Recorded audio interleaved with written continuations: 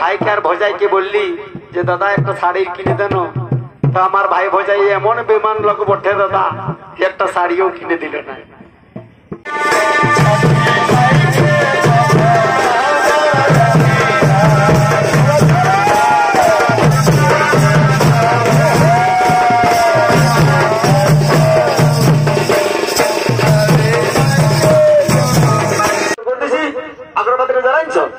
ঠিক আছে